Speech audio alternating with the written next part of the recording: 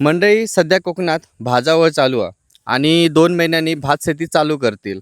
पण भात शेती चालू करूच्या अगोदर ना 2 महिने आधी ना भाजावळीचं काम खूप मोठ्या प्रमाणात करूचं लागतं आणि ती मेहनत सहसा कोणाक माहिती नसता दिसत नाही. तर माझ्या पाठीमागे बघितलंस ना तर हे बघा, ही कवळा टाकलेली आहे तशी. ते आता जी भाजावळ आहे ना ती करूची म्हणून करतात. पहिले कसे करायचे म्हणजे आता कोणाला टाईमच नसतं एवढी भाजावळ करू. पहिल्यासारखे दिवस नाही राहिले, कारण पहिले जवळजवळ 2 महिने उन्हाळ्यात त्यांचा कामच था भाजावळीचा सगळ्या लोकांचा कोकणातल्या.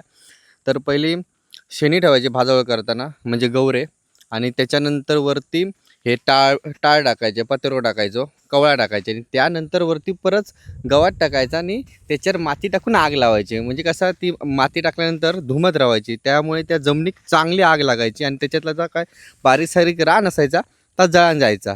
पण आता तसं नाही, आता सगळं शॉर्टकट करतात, नुसतं पत्रो टाकतात आणि भाजावळ करतात. असं म्हटलं जातं की जेवढी तुमची भाजावळ चांगली होत ना तेवढं तुमचं तरू चांगलं रुजतं. आणि आता समोर जर बघितलं असल्यानंतर ऊन सर्व माझ्या तोंडावरती येतात, डोळ्यावरती येतात, त्याच्यामुळे मला वरती बघवत नाही.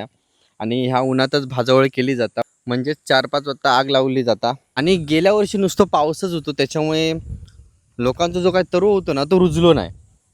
म्हणजे जो काय गरमी यावी मातीत ती झालीच नाही, कारण सतत पाऊस पडल्यामुळे ना नुसती उंबाळा फुटली आणि जी गरमी होती मातीत आपण जी भाजावळ केलेली ती गरमी नाहीशी झाली. त्याच्यामुळे जे कोंब होते म्हणजे थोडाफारच तरुण रुजलो, हो तसं तरुण रुजलो नाही. कारण गेल्या वर्षी जो पाऊस पडलो तो मे महिन्यापासूनच पडलेलो.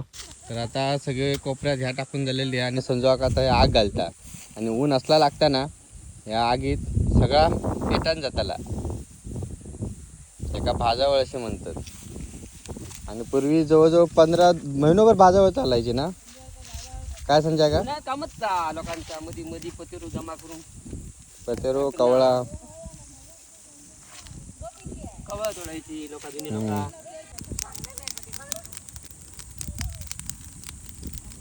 आणि भाजावळचं मुख्य कारण म्हणजे काय, भाजावळ झाल्यानंतर कोपऱ्यात काय काटो बिटो असतात ना तो रवच नाही. हे झाडलोट केल्यानंतर ना हे बघा अशा प्रकारे एकटे केलं जातं आणि त्याचा खत म्हणून पण वापर होता. तुमची कवळा तोडल्यामुळे वातावरण कसा शुद्ध राहता. तर मंडळी कमेंट करून नक्की सांगा तुमची भाजावळ झाली काय.